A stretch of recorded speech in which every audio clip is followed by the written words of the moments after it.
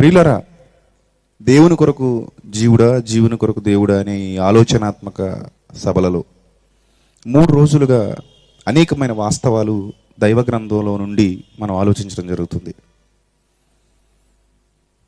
దేవుని కొరకే జీవుడు, జీవుని కొరకు దేవుడు కాదు అని ఇప్పటికే మీరు చాలా వాస్తవాలు మొదటి ప్రసంగాల ద్వారా, రెండో ప్రసంగం ద్వారా తెలుసుకోవడం జరిగింది.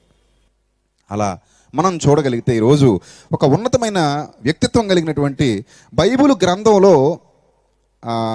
ఇంత కఠినంగా, ఇంత ఘోరంగా శ్రమలు అనుభవించిన వ్యక్తి మరొకరు మనకు కనబడరేమో. మీరు వెంటనే మీరు ఎవరి పేరు చెప్తారు నాకు తెలుసు, చెప్పండి. ఎవరు ఆయన? ఎవరు? అన్ని శ్రమలు అనుభవించిన వ్యక్తి ఎవరు బైబిల్ గ్రంథంలో? ఎవరు? యోబా? ఎవరు? ఒక్కొక్కరు చెప్తారు. ఎక్కువ శాతం మంది యోబు అంటారు, రైట్. కానీ యోబు కంటే ఎక్కువ కష్టాలు అనుభవించిన ఒక ఆయన ఉన్నాడండి. ఏమండి, శరీర సంబంధమైన శ్రమ ఒక్కటే శ్రమ అనుకోకండి, మానసిక క్షోభ కూడా భరించలేని బాధ. యోబు గారు క్షోభ అనుభవించారు, కానీ మీకు యోబు ఒక్కడే కనబడతాడు బైబిల్లో ఎక్కువ శ్రమలు అనుభవించేసినోడుగా. కానీ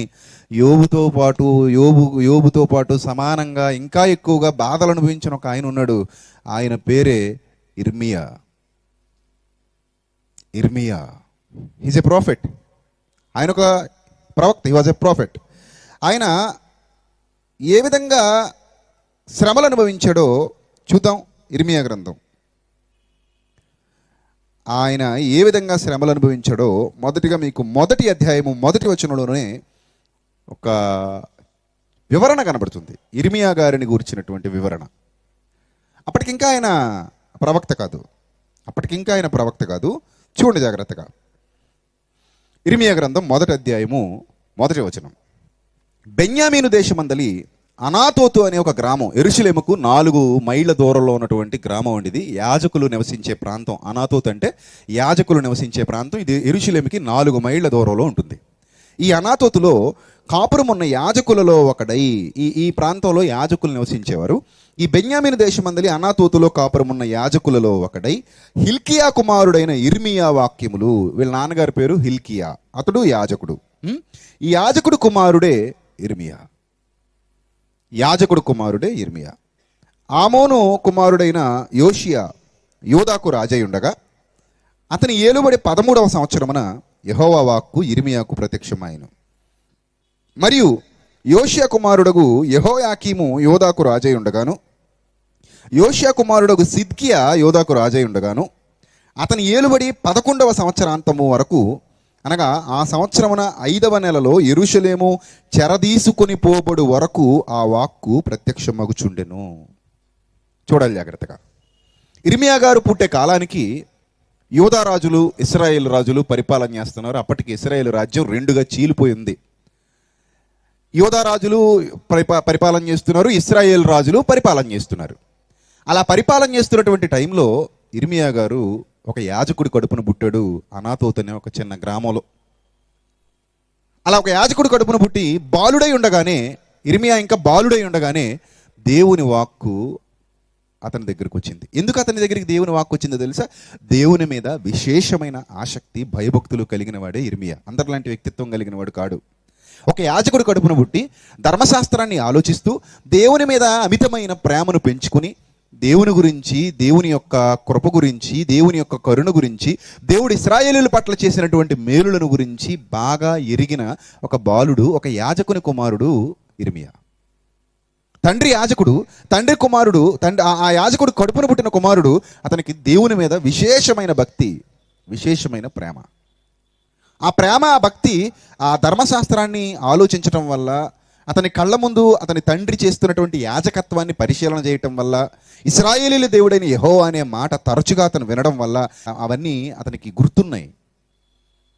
దేవుడు అలాంటి వారినే కావాలని కోరుకుంటాడు. ఎవరైతే దేవుని కొరకే నేను అని అనుకుంటారో దేవుడు వారిని విడిచిపెట్టాడు. ఎవరైతే నా కొరకే దేవుడు అనుకుంటాడో వాడిని దేవుడు పట్టించుకోడు.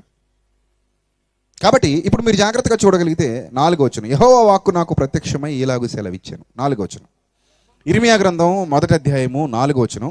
యెహోవా వాక్కు నాకు ప్రత్యక్షమై ఇలాగు సెలవిచ్చాను. ఏమని సెలవిస్తున్నాడో చూడండి ప్రియులారా. గర్భములో నేను నిన్ను రూపింపక మునుపే నిన్నెరిగి తిని. చూసారా, గర్భములో నేను నిన్ను రూపింపక మునుపే నిన్నెరిగి తిని అన్నాడంటే ఇర్మియా దేవుడి గురించి ఆలోచించటం వాస్తవమే, ఎందుకంటే యాజకుడు కుమారుడు కాబట్టి. ఇర్మియా దేవుడి మీద భయభక్తులు కలిగి ఉండడం కూడా వాస్తవమే. కానీ అతనికి తెలియని వాస్తవం ఏంటో తెలుసా? ఇప్పుడు ఏదో నేను భయభక్తులు కలిగి ఉన్నాను కాబట్టే దేవుడు నన్ను చూశాడు, దేవుడు నన్ను సెలెక్ట్ చేసుకున్నాడు అనుకోవడం కంటే దేవుడు ఏమంటున్నాడంటే, నాయన నేను నిన్నేదో ఇప్పుడు నా మీద ప్రేమ పెంచుకుని నా గురించి ఆలోచిస్తున్నావని సెలెక్ట్ చేసుకోలేదు. నువ్వు ఇలాంటి వాడవని నిన్ను గర్భములో రూపింపక మునిపే నేను ఎరిగి ఉన్నాను. నువ్వేంటో ఈ భూమి మీదకి వచ్చాక తెలుసుకోవాల్సినంత చిన్న మెదడు కాదు నాది. ఈ భూమి మీదకు రాకమునుపే నువ్వేంటో నాకు తెలుసు. అంటే నేనేంటో కూడా ఆయనకి తెలుసు, నువ్వేంటో కూడా ఆయనకి తెలుసు. అమ్మ కడుపులో ఇంకా 9 నెలల నిర్మాణం నీకు నాకు జరగక మునుపే నువ్వేంటో ఆయనకి తెలుసు, నేనేంటో ఆయనకి తెలుసు. నేను ఎలా ఉపయోగపడగలను ఆయనకి తెలుసు, నువ్వెలా ఉపయోగపడగలవు ఆయనకి తెలుసు. అలా ఇర్మియా గురించి ఇర్మియాకి తెలియని సంగతి దేవుడు చెప్తున్నారు. ఏమనంటున్నారంటే ఆయన, గర్భములో నేను నిన్ను రూపింపక మునుపే, గర్భములో నేను నిన్ను రూపింపక మునుపే, గర్భములో నిన్ను నన్ను రూపింపక మునుపే. అంటే ఈ అవయవాల డిజైనింగ్ అంతా ఆయనే కదా చేశారు. మన ప్రమేయం ఏం లేదు. ఈ అవయవాల నిర్మాణం వెనుక మన ప్రమేయం ఏమీ లేదు. ఈ డిజైనింగ్ అంతా చేసింది ఎవరు? ఆయనే. అదే వాస్తవాన్ని ఇర్మియాకి చెబుతున్నారు. గర్భములో నేను నిన్ను రూపింపక మునుపే నిన్ను ఎరిగి తిని. నీవు గర్భము నుండి బయలు పడక మునుపే, ఇంకా వాళ్ళ అమ్మ ఇంకా కనలేదు, వాళ్ళ అమ్మకే తెలియదు పుట్టబోయేది ఆడబిడ్డో తెలీదు మగబిడ్డో తెలీదు. ఎవరికి? ఈ హిల్కియా ఆ భార్యకే తెలియదు, ఇంకా ఇర్మియా గారి తల్లికే ఇంకా తెలీదు నాకు మగబిడ్డ పుడతాడో ఆడబిడ్డ పుడుతుందో. ఆవిడికే తెలియని టైంలో ఎవరు ప్రతిష్ఠించేసుకున్నారట? ఎవరు ప్రతిష్ఠించేసుకున్నారట? నేను నిన్ను ప్రతిష్ఠించి తిని. జాగ్రత్తగా ఆలోచించండి. మన గురించి అమ్మకి తెలీదు, నాన్నకి తెలీదు, అప్పుడే ఏం చేసేసుకున్నాడు? ప్రతిష్ఠించుకున్నాడు. అమ్మకి ఇంకా అర్థం తెలియదు, ఎవడు పుడతాడో తెలియదు, నాన్నకి ఇంకా అసలు తెలియదు. ఇద్దరికి తెలియని టైంలోనే నిర్మాణం కడుపులో జరుగుతున్నప్పుడే దేవుడు అంటున్నాడు, నేను నిన్ను ప్రతిష్ఠించుకున్నాను. ఈ మాటలు చదివినప్పుడైనా దేవుని కొరకు జీవుడనే భావం మనిషికి రావాలి, కానీ జీవుని కొరకు దేవుడనే భావం మనిషికి ఎంత మాత్రం రాదు ప్రియులారా. దేవుని కొరకే, దేవుని కొరకు కాబట్టే 9 నెలల పాటు ఆ నిర్మాణాన్ని కడుపులో ఏం చేశాడు? చేసుకున్నాడు, రూపించాడు. ఆ తర్వాత ఆ అమ్మ కడుపులో నుంచి ఇంకా డెలివరీ అవ్వకముందే నేను ఏం చేసేసుకున్నాను అంటున్నాడు? ప్రతిష్ఠ చేసేసుకున్నాను. నువ్వు నా కోసమని అమ్మ కడుపులో ఇంకా లోపల ఉండగానే నువ్వు నా కోసమని ప్రతిష్ఠ చేసేసుకున్నాను. ఏమండి?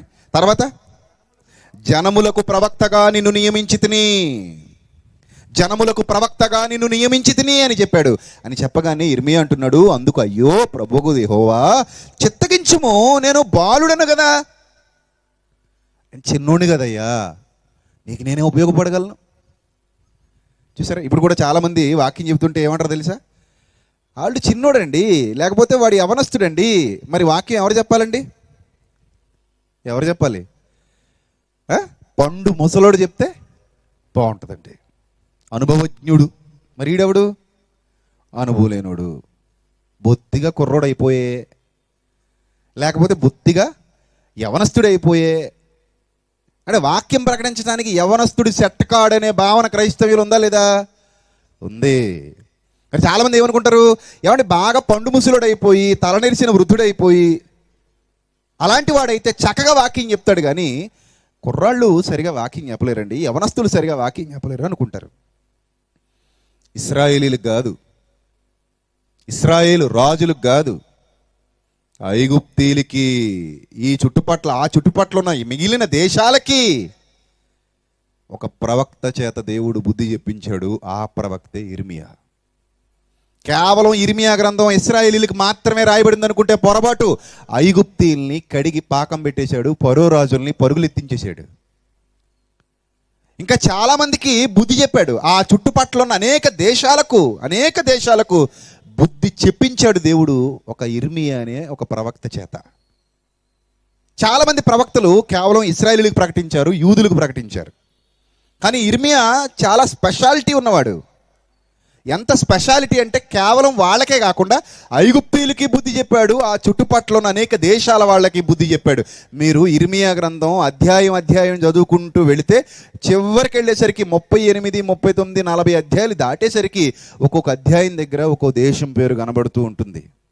అంటే చాలామందికి ఇతను బుద్ధి చెప్పాడు. ఒకసారి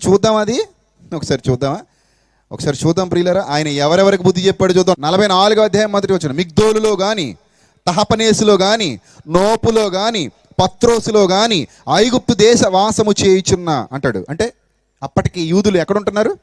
అక్కడికి వెళ్ళిపోయారు, కావాలని వెళ్ళిపోతారు. తర్వాత 46వ అధ్యాయము మొదటి వచనం, అన్యజనులను గూర్చి ప్రవక్త అయిన ఇర్మియాకు ప్రత్యక్షమైన యెహోవా వాక్కు, ఐగుప్తును గూర్చిన మాట. అంటే ఐగుప్తుకి బుద్ధి చెప్పాడు, ఐగుప్తుకు బుద్ధి చెప్పాడు. తర్వాత 11వ వచనం, ఐగుప్తు కుమారి కన్యక, గిలాదునకు వెళ్ళి గుగ్గిలను తెచ్చుకో, విస్తారమైన ఔషధాలు తెచ్చుకో, వ్యర్థమే నీకు చికిత్స కలగదు.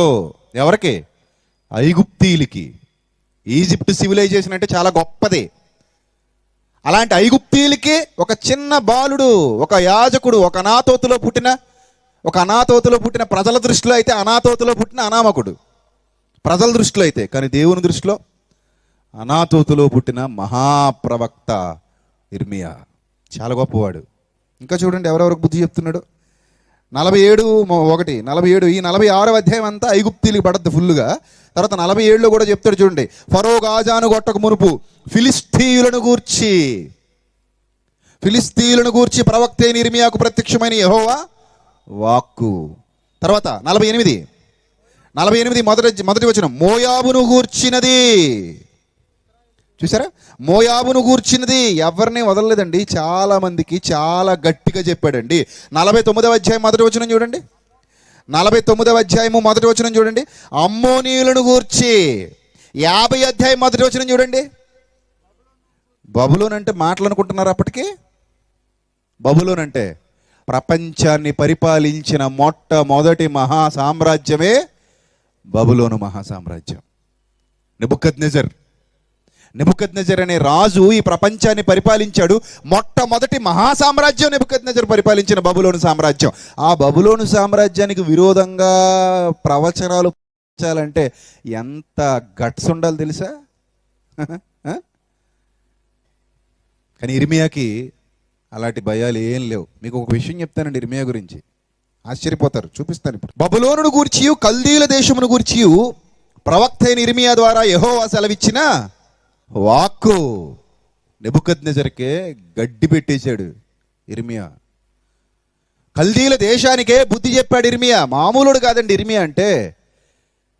చాలా రిస్క్ చేశాడండి. ఎవరి కోసం చేశాడు తెలిసి రిస్క్ అంతా? దేవుని కొరకు జీవుడనే బలమైన పునాది మీద నిలబడ్డాడు కాబట్టి. బైబిల్ చదువుకుంటూ వెళ్తాం కానీ మనకు అసలు బైబిల్లో ఏముందో తెలియదండి. ఇన్నాళ్ల జీవితంలో ఇర్మియా గ్రంథాన్ని ఎలాగ ఎప్పుడైనా ఆలోచించారా మీరు? ఇన్నాళ్ల మీ క్రైస్తవ జీవితంలో ఇర్మియాలో ఎంత మ్యాటర్ ఉందా అని ఎప్పుడైనా ఆలోచించారా? అసలు ఆలోచించమండి. మనం ఏదో ఇశ్రాయేలీయుల కోసం చెప్పించేశాడు దేవుడు అని ఊరుకుని వెళ్ళిపోతాం. అన్యజనుల్ని ఆనాడే దేవుడు విడిచిపెట్టలేదు. తప్పు చేస్తే ఎవరికైనా బుద్ధి చెప్పించాడు. దేవుని పిల్లల్ని భూమి మీదకి పంపించాడు. నా కోసం నిలబడిన నువ్వు సమాజానికి వెళ్ళి నా మాటలు భయపడక ప్రకటించాలని వెనకుండి నడిపించాడు. ఇలా ఎందరికో బుద్ధి చెప్పాడండి ఇర్మియా, ఎందరికో. మిగిలిన ఎన్నో దేశాలకు బుద్ధి చెప్తాడు. ఆ తర్వాత మనం ఇలా చదువుకుంటూ వెళ్తే ఇందులో అన్యజనులందరినీ గురించిన మాటలు మనకి ప్రస్ఫుటంగా కనబడతాయి ప్రియులరా. ఆ చుట్టుపట్ల ఏ దేశాన్ని దేవుడు విడిచిపెట్టలేదు. బబులోనికి చెప్పాడంటే, బబులోనికి చెప్పడం అంటే ప్రపంచానికి చెప్పినట్టే. ఎందుకంటే బబులోను ప్రపంచ దేశాలన్నిటినీ పరిపాలన చేసింది కాబట్టి. రైట్. ఇప్పుడు ఒక బాలుడు దేవుడికి అవసరం అవుతున్నాడు. ఒక బాలుడు, ఆ బాలుడి చరిత్రే మనం ముందుకెళ్ళి మళ్ళీ వెనక్కి వచ్చేసాం. సామాన్యుడు కాదని మనకు అర్థమైంది కదా. ఇర్మియా అంటే సామాన్యుడు కాదు. ఇప్పుడు చూడండి, ఇర్మియా చిన్నతనంలో ఉండగా అంటున్నాడు, అయ్యో ప్రభువుకు యెహోవా చిత్తగించుము. 1వ అధ్యాయం 6వ వచనం, ప్రభువుకు యెహోవా చిత్తగించుము, నేను బాలుడనే, మాటలాడుటకు నాకు శక్తి చాలదని నేను అనగా దేవుడు నాకు ఇలాగు సెలవిచ్చెను, నేను బాలుడనని అనవద్దు. నీకు సంబంధించింది ఏది నాకు చెప్పొద్దు, నీ బలహీనతలు ఏవి నాకు చెప్పొద్దు. మోషే కూడా నేను నత్తివాడనే అంటాడు. అప్పుడు దేవుడు ఏమన్నాడు తెలుసా? నేను నెత్తోడని, కుంటోడని, గుడ్డోడని సాకులేవి నాకు చెప్పొద్దు. మిమ్మల్ని ఇలా పుట్టించినది నేను కాదా? నాకు తెలీదా నువ్వు ఎలాంటోడువో?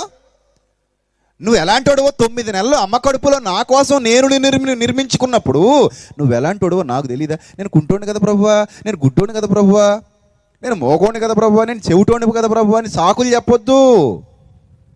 నీ బలహీనతలు ఏవైతే ఉన్నాయో అవి నాకు చెప్పొద్దు. ఆల్రెడీ నిన్ను అలా చేసింది ఎవరు?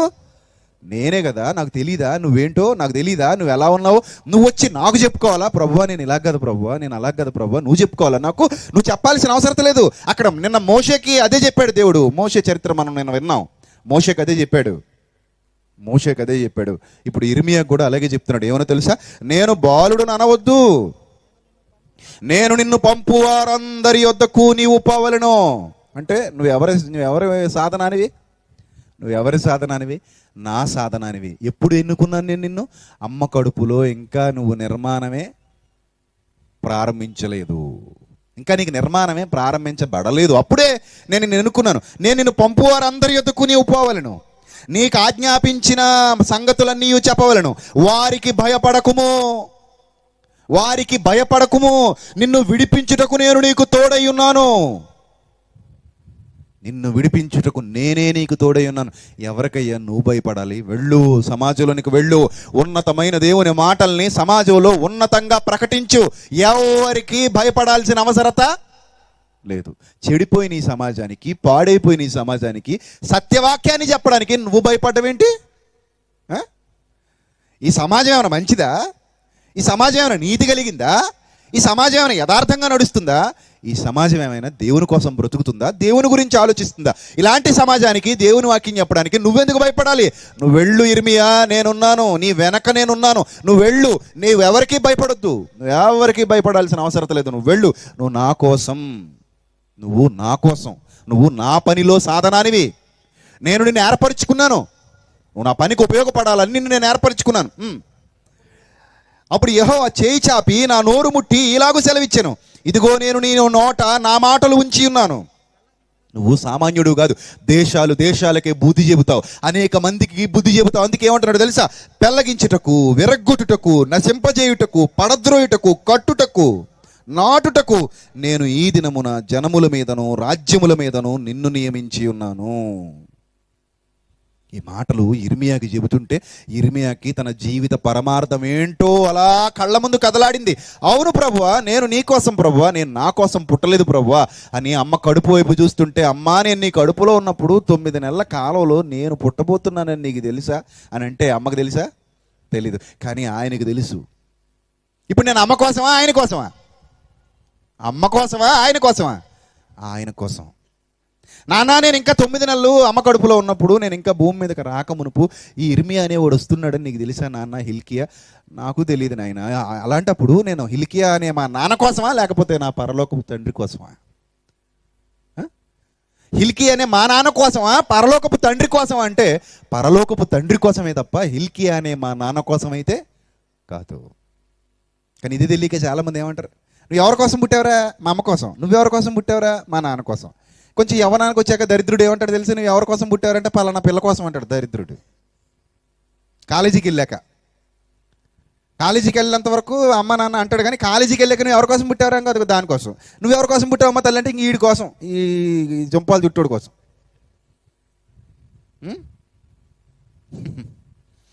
కానీ ఇర్మియా అనుకున్నాడు, నేను ఎవరి కోసం కాదు, నేను ఎవరి కోసం పుట్టాను? దేవుని కోసం. అమ్మ కడుపులో 9 నెలలు ఉండగా నేను ఇంకా రూపింపబడలేదటమ్మా. అప్పటికి నీ కడుపులో ఇంకా నేను రూపింపబడలేదటమ్మా. అప్పుడే ఇర్మియా అనే ఒక అనామకుడిని కదమ్మా. నేను ఎవరికి గొప్ప? ఎవరు నన్ను గొప్ప అంటారు? ఎవరు నన్ను గౌరవిస్తారు? అలాంటి నన్ను నీ కడుపులో ఇంకా రూపింపబడక మునుప్పే పరలోకంలో ఉన్నటువంటి ఆ దేవాది దేవుడు ఏర్పరుచుకున్నాడంటే నేను ఎంత విధేయతతో ఆయన కోసం బ్రతకాలి, ఎంత గొప్పగా ఆయన కోసం బ్రతకాలి. నేను ఆయన వలన, ఆయన కొరకు నిర్మించబడిన వాడను తప్ప మీ కొరకు, ఈ లోకం కొరకు, చివరికి నా కొరకు నిర్మించబడిన వాడను కానే కాను. కాబట్టి చూడండి, మరియు యెహోవా వాక్కు నాకు ప్రత్యక్షమై 11వ వచనం ఇలాగు సెలవిచ్చెను, ఇర్మియా నీకేమి కనబడుచున్నదని సెలవిచ్చాను. అందుకు బాదము చెట్టు చువ్వ కనబడుచున్నది అన్నాడట. బాదం చెట్టు చెవ చూపిస్తున్నాడు. వసంతకాలం రాగానే మొట్టమొదట చిగురించేదే బాదం చెట్టు. ఆ బాదం చెట్టు చెవ చూపిస్తూ నీకేం కనబడుతుందంటే అప్పుడు దేవుడు అంటున్నాడు, నువ్వు బాగా కనిపెట్టితివి, నేను చెప్పిన వాక్యమును నెరవేర్చుటకు నేను ఆతురపడుచున్నానని నువ్వు తెలుసుకోవాలి. సూచనలు చూపిస్తున్నాడు. అక్కడ బాదం చెట్టు చెవ కనబడుతుందంటే నేను చెప్పిన వాక్యాన్ని నెరవేర్చే టైము దగ్గర పడుతుంది. యేసుక్రీస్తు కూడా ఇలాంటి మాటలే, అంజూరపు చెట్టు చిగురించినప్పుడు వసంతకాలం సమీపించిందని మీరు తెలుసుకుంటారు. అలాగే ఈ సూచనలన్నీ జరుగుతున్నప్పుడు నేను చెప్పిన మాటలు నెరవేరబోయే కాలం సమీపం అవుతుందని మీరు తెలుసుకోవాలి. మనం తెలుసుకుంటున్నాం. ఆయన చెప్పిన సూచనలు మనకు అర్థమవుతున్నాయి. వాక్యాన్ని బట్టి ఆ సూచనలు చూస్తుంటే ప్రభువు ఈ మధ్యాకాశంలోనికి రాబోయే రోజులు అత్యంత త్వరలోనే జరగబోతున్నాయి. ఆయన అత్యంత త్వరలోనే మధ్యాకాశంలోనికి రాబోతున్నారు. ఆయన రాకడ సమీపంగా ఉందని మనం గ్రహిస్తున్నాం. అలాంటి సూచనే ఇర్మియాకు కూడా దేవుడు చూపించాడు. బాదం చెట్టు చెవ్వ కనబడుతుంది ప్రభువా, అయితే నేను నీకు చెప్పినట్టుగా నా వాక్యాన్ని నెరవేర్చే రోజులు దగ్గర పడుతున్నాయి. రెండో మారు ప్రత్యక్షమైన నీకేం కనబడుతుంది? మసలు చిన్న బాణ కనబడుతుందయ్యా, దాని ముఖము ఉత్తర దిక్కునకు తిరిగి ఉన్నది. అందుకు యెహోవా ఇలాగు సెలవిచ్చాను, ఉత్తర దిక్కు నుండి కీడు బయలుదేరి ఈ దేశవాసులందరి మీదకి రాబోతుంది. నీకు అర్థమైపోయింది కదా పాయింట్? రైట్. అయితే నేనేం చేయబోతున్నానో నా ప్రవక్తగా నిన్ను ఏర్పరచుకున్నావో బాలుడా, చిన్న పిల్లవాడా, నీకు తెలియజేస్తున్నాను. ఏం తెలియజేస్తున్నాడు? 15వ వచనం, ఇదిగో నేను ఉత్తర దిక్కునున్న రాజ్యముల సర్వవంశస్థులను పిలిచెదను. వారు వచ్చి ప్రతి వాడు యెరూషలేము గుమ్మములోను యెరూషలేము చుట్టూనున్న ప్రాకారములన్నిటి ఎదురుగాను యోధా పట్టణములన్నిటికీ ఎదురుగాను తమ సింహాసనాన్ని స్థాపించేస్తారు. అప్పుడు యెరూషలేము వారు నన్ను విడిచి అన్యదేవతలకు ధూపము వేసి తమ చేతులు రూపించిన వాటికి నమస్కరించుట తమ చెడుతనమును బట్టి నేను వారిని గూర్చిన నా తీర్పులు ప్రకటిస్తాను. ఇది భవిష్యత్. అప్పటికి యెరూషలేం పచ్చగా ఉందండి, బాగా తింటున్నారు, నచ్చినట్టు ఎంజాయ్ చేస్తున్నారు, చేతులతో ఏ బొమ్మ పడితే ఆ బొమ్మ చేస్తున్నారు, దాన్నే దేవుడు అంటున్నారు. ధర్మశాస్త్రాన్ని గాలికి వదిలేశారు. ఎవరికి నచ్చినట్టు వాళ్ళు బ్రతుకుతూ జీవుడి కొరకే దేవుడు కానీ దేవుడి కొరకు జీవుడు కాదనుకుని తిందుము, తాగుదుము, ఎంజాయ్ చేద్దాము, పాపాలన్నీ చేసేద్దాము, పాపాలకు ఇంకా పై స్థాయికి వెళ్ళిపోయి సర్టిఫికెట్లు కూడా తీసేసుకుందాము అనుకుంటున్నారు వాళ్ళు. ఎవ్వరికి దేవుని భయం లేదు, ఎవరిలోనూ దేవుని భయం లేదు. అటు యోధా వారికి దేవుని భయం లేదు, ఇటు ఇశ్రాయేల్ వారికి దేవుని భయం లేదు. పోనీ ప్రజలకు లేదంటే రాజులు ఉన్నారు, వాళ్ళు ఇంకా దౌర్భాగ్యులుగా తయారైపోయారు, వాళ్ళకి అస్సలు భయం లేదు. రాజులకి భయం లేదు, ప్రజలకి భయం లేదు, ఎవరికి భయం లేదు, ఇష్టానుసారంగా బ్రతుకుతున్నారు. అబద్ధ ప్రవక్తలు ఎక్కువైపోయారు, వాళ్ళు మీకు ఏ కీడు రాదని చెప్తున్నారు. అలాంటి ఘోరమైన పరిస్థితిలో దేవుని ప్రజలు ఉన్నారు. అలాంటి టైంలో ఇర్మియాకి దేవుడు చెప్తున్నాడు, ఇదిగో నాయన ఉత్తర దిక్కు నుండి రాబోతుంది నాయన, చాలామంది రాజ్యాలు రాబోతున్నారు, వాళ్ళు వీళ్ళని ఇనుప పాదాలతో తొక్కేస్తారు, వాళ్ళ సింహాసనాలు ఇక్కడ ఏర్పాటు చేసుకుంటారు, వీళ్ళకి చాలా గడ్డుకాలం రాబోతుంది, వీళ్ళందరినీ తుక్కు కింద కొట్టేసే రోజులు వస్తున్నాయి, వీళ్ళ పాపానికి శిక్ష వీళ్ళు అనుభవించబోతున్నారు. ఇప్పుడు పచ్చగా ఉంది కదా, ఏ ప్రాబ్లం లేదని వీళ్ళు అనుకుంటున్నారు, కానీ ఈ పచ్చదనం అంతా మాసిపోయి ఎండిపోయే రోజులు రాబోతున్నాయి. ఇది ఇర్మియాకి ముందుగానే ఇచ్చినటువంటి ఇన్ఫర్మేషన్, దేవుడు ఇచ్చినటువంటి ఇన్ఫర్మేషన్ ముందు లీక్ అయిపోయింది. అప్పుడు 17వ వచనంలో ఏమంటున్నాడు తెలుసా? కాబట్టి నా తీర్పులు నువ్వు ప్రకటించాలి, నా తీర్పులు ప్రకటిస్తాను, కాబట్టి నీవు నడుంగొట్టుకుని నిలబడు, నేను నీకు ఆజ్ఞాపించినదంతయు వారికి ప్రకటన చెయ్యి, భయపడకు, అస్సలు భయపడొద్దు అంటున్నాడు. లేదా నేను వారి ఎదుట నీకు భయము పుట్టింతును, నువ్వు అస్సలు భయపడద్దు. ఏమండి, అన్నీ బాగున్నాడు దగ్గరికి వెళ్ళి నువ్వు పోతావరో ఎన్నో అనుకోండి, వాడు కొట్టడా? ఖచ్చితంగా కొడతాడండి. శుభ్రంగా ఉన్నవాడి దగ్గరికి వెళ్ళి ఒరే నువ్వు పోతావట్రా తొందరలో అన్నావు అనుకో, ఒరే దౌర్భాగ్యుడా, నేను సుఖంగా ఉంటే నీకేం పోయే కాలం రా, నువ్వు వచ్చి నన్ను పోతావంటావు, నేను ప్రవక్తను కదరా అంటే, నువ్వు ప్రవక్త అయితే నాకేంటి ఇంకో దొంగ ప్రవక్త వచ్చి అస్సలు నీకు ఏమవుతుంది బాబు, నువ్వు చక్కగా ఉంటావు, నీ గిన్నె పొంగి పొర్లి బుడ్డి నిండిపోయి అని అంటాడు.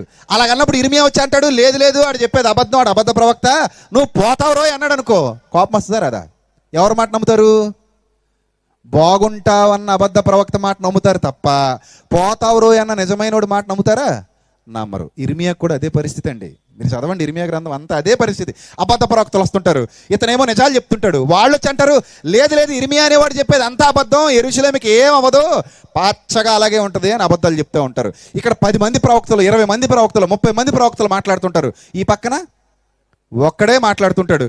ఈ ఒక్కడికే రాజు కూడా విలువివ్వలేదండి, రాజు విలువలేదు. ఇంకో మాట చెప్పమంటారా? ఇర్మియా కుటుంబమే ఇర్మియాని వదిలేసిందండి. హిల్కియా ఇర్మియాని వదిలేశాడు. హిల్కియా అంటే యాజకుడే ఇర్మియాని వదిలేశాడు. కుటుంబానికి వ్యతిరేకమైపోయాడు, రాజులకు వ్యతిరేకమైపోయాడు. ఇశ్రాయేలు యూదా ప్రజలిద్దరికీ వ్యతిరేకమైపోయాడు. అందరూ ఇర్మియాని అసహించుకోవడం మొదలుపెట్టారు. అందరూ ఇర్మియాని అసహించుకోవడం మొదలుపెట్టారు. అతనికంటూ ఎవ్వరూ లేరండి. ఎందుకు తెలుసా? దేవుని కోసం నిలబడినందుకు. అందుకే దేవుడు అంటున్నాడు, భయపడకు. 18వ వచనం, యోధా రాజుల యొద్దకు కానీ, ప్రధానుల యొద్దకు కానీ, యాజకుల యొద్దకు కానీ, దేశ నివాసుల యొద్దకు కానీ, ఈ దేశమంతటిలో నీవెక్కడికి పోయినను ప్రాకారము గల పట్టణముగాను, ఇనుప స్తంభముగాను, ఇత్తడి గోడలుగాను నీవుండునట్లు ఈ దినమున నిన్ను నియమించి ఉన్నాను. వారు నీతో యుద్ధము చేతురు. ముందే చెబుతున్నాడు, వారందరూ నీతో ఏం చేస్తారు? యుద్ధం చేస్తారు. ఎంతమంది యుద్ధం చేస్తారు? రాజులు యుద్ధం చేస్తారు, దేశ నివాసులు యుద్ధం చేస్తారు, యాజకులు యుద్ధం చేస్తారు, ప్రధానులు యుద్ధం చేస్తారు. వారందరూ నీతో యుద్ధం చేస్తారు. వారు నీతో యుద్ధము చేతురు కానీ నిన్ను విడిపించుటకు నేను నీకు తోడై ఉన్నందున వారు నీ పైన విజయము పొందజాలరు. ఇదే యెహోవా వాక్కు. అక్కడి నుంచి ప్రారంభమైందండి ఆయన పరిచర్య. ఎప్పుడైతే దేవుడు ఈ మాటలు చెప్పాడో ఇక్కడి నుంచి అతని పరిచర్య ప్రారంభమైంది. బాలుడుగా ఉన్నప్పుడే అతని పరిచర్య ప్రారంభమైంది. అందరికీ వ్యతిరేకమైపోయాడు. మొదట కుటుంబానికి వ్యతిరేకమైపోయాడు, తర్వాత అనాతోతు గ్రామానికి వ్యతిరేకమైపోయాడు, తర్వాత యోధా వారికి, ఆ తర్వాత ఇశ్రాయేలు వారికి అందరికీ వ్యతిరేకమైపోయాడు, ఆ తర్వాత ప్రవక్తలందరికీ వ్యతిరేకమైపోయాడు, రాజులందరికీ వ్యతిరేకమైపోయాడు, ఆ చుట్టుపక్కల ఏ దేశాల గురించి అయితే ప్రవచించాడో వాళ్ళందరికీ వ్యతిరేకమైపోయాడు. ఎక్కడ ఇర్మియాకి శాంతి, సంతోషం, ఆనందం ఈ భూమి మీద లేవండి. దేవుని కోసం నిలబడ్డాడేమో, దేవుని కోసం మాట్లాడుతున్నాడేమో, అందరూ వేలెత్తి చూపించేవాళ్లే, అందరూ ఇబ్బందులకు గురి చేసేవాళ్లే, అందరూ ఆయన్ని బాధ పెట్టేవాళ్లే. ఇక మరి ఆయనకి తోడెవరు ఉంటారు? భార్య ఉంటుందా? ఉండాలి కదా. మరి పిల్లలు, భార్య ఉండాలి కదా. ఇప్పుడు అందరూ వ్యతిరేకం అయిపోయిన తర్వాత ఎవరు తోడుగా ఉండాలి చెప్పండి? కుటుంబం తోడుగా ఉండాలి. ఆ కుటుంబంలో ఎవరు ఉంటారు? యవ్వన కాలానికి వచ్చి పెళ్లి చేసుకున్న తర్వాత భార్య ఉంటుంది, తర్వాత పిల్లలు ఉంటారు కదా. రైట్. మరి దేవుడు ఏం చేశాడు తెలుసా? చూద్దామండి ఒకసారి. చూద్దాం ప్రియులారా. ఇర్మియా గ్రంథం 16వ అధ్యాయము మొదటి వచనం జాగ్రత్తగా చూద్దాం. అందరూ జాగ్రత్తగా అండర్లైన్ చేసుకోండి. నేను దేవుని కొరకు అని నిలబడితే కొంత పత్యం కూడా చేయాల్సి ఉంటుంది. ఆ పత్యంలో దేవుడు ఏమంటున్నాడు చూడండి ఇర్మియాని. మరియు యెహోవా వాక్కు నాకు ప్రత్యక్షమై ఎలాగూ సెలవిచ్చెను, ఈ స్థలమందు నీకు కుమారులైనను కుమార్తెలైనను పుట్టకుండునట్లు నీవు వివాహం చేసుకొనకూడదు. అదేంటి ప్రభువా, యవ్వన కాలానికి వచ్చాను ప్రభువా, ఇంట్లోనేమో సంబంధాలు చూస్తున్నారు ప్రభువా, అత్త కూతురుంది ప్రభువా, మామ కూతురుంది ప్రభువా, అమ్మ ఏమో పుట్టినప్పుడే మాటిచ్చేసిందట ప్రభువా. ఎప్పుడు మాటిచ్చేసింది అమ్మ? పుట్టినప్పుడు. మరి నేను ఎప్పుడు ప్రతిష్ఠించేసుకున్నాను? అమ్మ పుట్టినప్పుడు ఇచ్చింది మాట, నేనెప్పుడు ఇచ్చాను? గర్భంలో ఇంకా రూపింపక మునుపే నిన్ను నేను నా కొరకు ప్రతిష్ఠించుకున్నాను. కాబట్టి అమ్మ ఇచ్చిన మాటలు, నాన్న ఇచ్చిన మాటలు చెల్లుతాయా?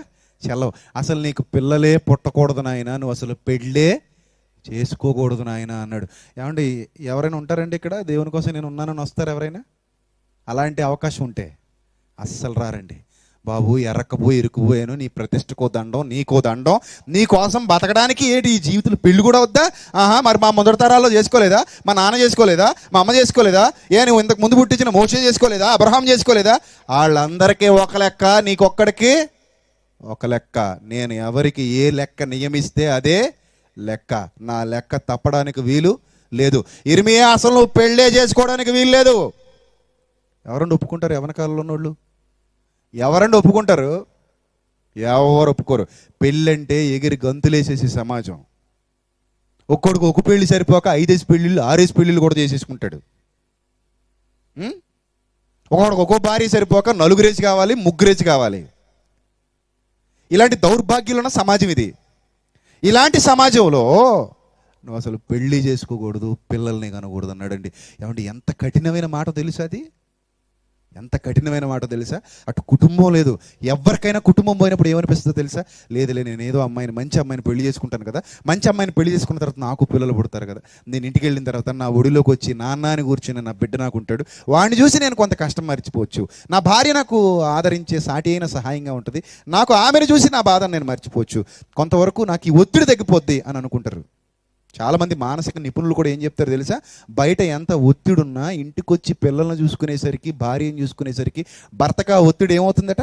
కాస్త తగ్గుతుంది. కాబట్టి ఇంట్లో ఉన్న భార్యలారా మీ భర్తల్ని బాధించకండి అంటారు మానసిక శాస్త్రవేత్తలు. ఇంటికి వచ్చిన తర్వాత మీ భర్తలకు హాయిని అందించేవారుగా మీరు ఉండాలి అని చెప్తారు. అంటే కొంచెం ఒత్తిడి తగ్గుతుంది. మరి ఇర్మియాకు అవకాశం ఉందా? ఇర్మియాకు అవకాశం ఉందా?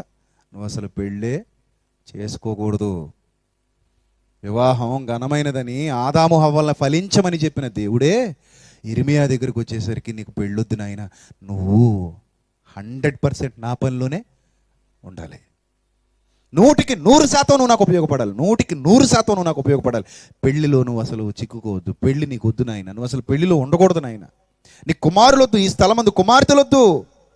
3వ వచనం, నీవు వీళ్ళందరికీ మాదిరిగా ఉండాలంటే నువ్వు పెళ్లి మానేసి పిల్లల్ని కనడం మానేయాలి, అప్పుడు కానీ వీళ్ళకి బుద్ధి రాదు, నువ్వు వీళ్ళకి సూచనవి, నువ్వు వీళ్ళకి గుర్తువి, నిన్ను చూసి వీళ్ళు చాలా తెలుసుకోవాలి. ఇర్మియా, నిన్ను నేను ఒక ఎగ్జాంపుల్గా వీళ్ళకి చూపించాలనుకుంటున్నాను అని దేవుడు ఏం చెప్తున్నాడు చూడండి. 3వ వచనం, ఈ స్థలమందు పుట్టు కుమారులను గూర్చి కుమార్తెలను గూర్చి వారిని కనిన తల్లులను గూర్చి ఈ దేశంలో వారిని కనిన తండ్రులను గూర్చి యెహోవా ఇలాగ సెలవిచ్చినాడు, వారు ఘోరమైన మరణము నొందెదరు. ఒకవేళ పిల్లలు కానీ వాళ్ళు ఒకవేళ నా కోసం బ్రతకపోతే, వాళ్ళు కూడా ఈ చుట్టూ ఉన్న వాళ్ళని చూసి లోకంలో కలిసిపోతే, నీ భార్య కూడా నువ్వు పెళ్లి చేసుకున్న తర్వాత నీ మాట వినకపోతే, ఈ చుట్టూ ఉన్న వాళ్ళని చూసి నీ తల్లిదండ్రులు ఎలాగైతే నిన్ను వదిలేశారో అలాగే భార్య కూడా నిన్ను వదిలేసి వీళ్లతో పాటు సాంగత్యం చేసి నా భర్త దేవుల్లో బ్రతుకుతున్నాడు, నేనెందుకు బతకాలనే భావంతో వీళ్లతో ఐక్యమైపోతే వాళ్ళు కూడా ఏమైపోతారు, వీళ్లతో పాటు మరణము నొందుతారు. అప్పుడు నీ బాధ అధికమవుతుందా తగ్గుతుందా? అధికమవుతుంది. దేవుడు సర్వాంతర్యామి, ఆయన సర్వజ్ఞాని. మనం ఈరోజు విషయాన్ని ఆలోచిస్తాం, ఆయన కడదాకా అన్ని విషయాలు ఆలోచిస్తాడు. మనం తాత్కాలికమైన సుఖాల కోసం ఆలోచిస్తాం, ఆయన శాశ్వతమైన సంతోషం కోసం ఆలోచిస్తాడు.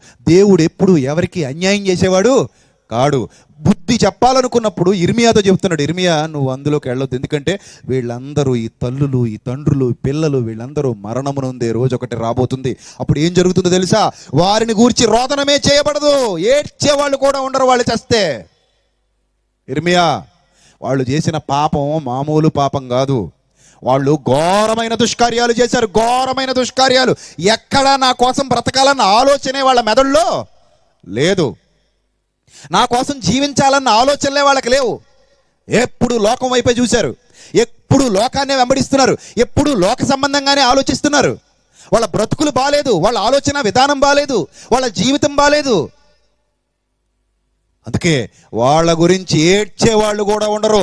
టోటల్ ఎంటైర్ ఫ్యామిలీస్ మొత్తం నాశనం కాబోతున్నాయి, వారందరూ మరణం పొందబోతున్నారు. ఇది నువ్వు వెళ్ళి చెప్పాలి, ఎవరు ఒప్పుకుంటారు? ఈ ఊర్లో వాళ్ళందరూ సాగుపోతున్నారు అన్నారు అనుకో, అందరూ ఏమంటారు తెలుసా?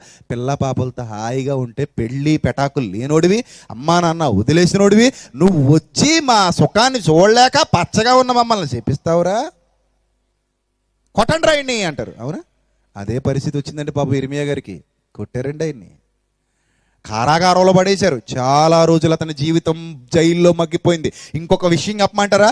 రాజు ఎదుటికి రాకూడదన్న నిషేధం కూడా ఉంది అతని మీద. రాజు ఎదుటికి రాకూడదని ఇర్మియా మీద నిషేధం విధించబడింది. ఆ నిషేధం వల్ల అతను రాజు ఎదుటికి కూడా వెళ్ళలేని పరిస్థితిలో ఉన్నాడు. అందుకే రాజు ఎదుటికి వెళ్ళలేక బారూక్ అనే తన సేవకుడిని పంపిస్తాడండి. ఈ మాటలు వెళ్ళి రాజుకి వినిపించేసిరా అంటాడు. పెళ్ళి లేదు, పిల్లలు లేరు, ఏమీ లేదు, అందరూ వ్యతిరేకమైపోయారు. దేవునిలో నిజంగా నిలబడితే ఎవరు మనతో ఉండరయ్యా, ఉండరు. దేవునిలో నిజంగా నువ్వు నిలబడు, లోకం నిన్ను ప్రేమించదు, లోకం నిన్ను బట్టి ఆనందించదు, లోకం నిన్ను కావాలని కోరుకోదు. నిజాలు నిజాలుగా కొండ బద్దలు కొట్టినట్టు చెప్పి గుండె పగిలిపోయి నీ గుండు పగలు కొట్టేస్తారు. నీతో ఉండాలనుకోరు. ఈడెందుకండి బాబు మనకు అనుకుంటారు. అలాగే అనుకున్నారండి ఇర్మియాని, అలాగే అనుకున్నారు ఇర్మియాని. ఇర్మియా మాట్లాడుతున్న మాటలు అలా ఉన్నాయి. చూడు చూడు ఏం చెప్తున్నాడు, ఇంకేమంటున్నాడు చూడండి, ఇంకేమంటున్నాడు చూడండి. వారిని గురించి ఏడ్చే వాళ్ళు ఉండరు, రోదనం చేయబడదు. వారు పాతి పెట్టబడక భూమి మీద పెంటవలే పడి ఉండెదరు. ఇప్పుడు ఇది వెళ్ళి చెప్పాలా వద్దా వాళ్ళకి? చెప్పండి, వెళ్ళి చెప్పాలా వద్దా వాళ్ళకి? చెప్పాలి. ఏమని చెప్పాలి? అరే మీరు సత్తే ఏడ్చేవాళ్ళు ఉండర్రా. ఫస్ట్ ఇది ఎవరు వచ్చారు? ఈ దగ్గరికి వచ్చారు, ఎవరు వచ్చారు? ప్రవక్త. ఆల్రెడీ అక్కడ దొంగ ప్రవక్తలు ఏమంటున్నారు తెలుసా? మీ గిన్నె నిండి పొంగి పొర్లుసున్నది, మీ పిండి పిసికి తొట్టి మీ నూనె బుడ్డి, మీకు అసలు లోటే ఉండదు. దేవుడు మిమ్మల్ని బహుగా దీవించుచున్నాడు, దేవుడు మిమ్మల్ని బహుగా ఆశీర్వదించున్నాడు. నువ్వు ఎంత దిగుడు దత్తపనులు చేసినా నీ ఇంటిని దేవుడు ఆశీర్వదించున్నాడు. నువ్వు ఎంత పోరంబోకోడు అయినా నీ దేవుడు ఉన్నత శిఖరాల మీద నిలబెట్టుచున్నాడు. ఇవన్నీ ఎవరు చెప్పే మాటలు? ఇర్మియా కాలంలో దొంగ ప్రవక్తలు చెప్పే మాటలు. మరి ఇప్పుడు ఇర్మియాలు ఏమనాలి? అరే మీరు సత్తే ఏడ్చేవాళ్ళు ఉండరు. ఇది మొదటి ఆశీర్వాదం. తర్వాత రెండో ఆశీర్వాదం చూడండి. ఒరే మీరు చచ్చిన తర్వాత పాతి పెట్టబడక భూమి మీద పెంటవలే పడి ఉండేదరు, అంటే మీ శవాలను ఎవడో కప్పెట్టేవాడు ఉండడు. తర్వాత వారు ఖడ్గము చేతనో క్షామము చేతనో చేస్తారు. మీరు మామూలుగా చావరు రోయ్, మిమ్మల్ని మీరు కత్తులకు బలైపోతారు, కరువుతో చచ్చిపోతారు దౌర్భాగ్యులరా అన్నాడు. ఏమంటే ఎలా ఉంటాయండి? ఎవరైనా వాడు ఎంత దుర్మార్గుడైనా దుర్మార్గుడిని ఏమనకూడదు, పాపం దుర్మార్గుడు అని అనకూడదు. మన వాడికి భాషలో చెప్పుకోవాలంటే అలాగ అనకూడదు, అంతే కదా. దుర్మార్గుడిని ఏమనకూడదు, దుర్మార్గుడు అనకూడదు. చెడ్డోడిని ఏమనకూడదు, చెడ్డోడు అనకూడదు. వాడు ఎంత నికృష్టుడైనా మనం ఏమనాలి? నువ్వు మంచోడు బాబయ్య, యెహోవా నిన్ను దీవించి ఆశీర్వదించునుగాక, నీ పిండి పిసికే తొట్టే, నీ నూనె బుడ్డే, నీ శవ పెట్టే అన్నిటినీ దేవుడు వృద్ధి చేయనుగాక. అందరికి ఇవేనా మాటలు కావాలి?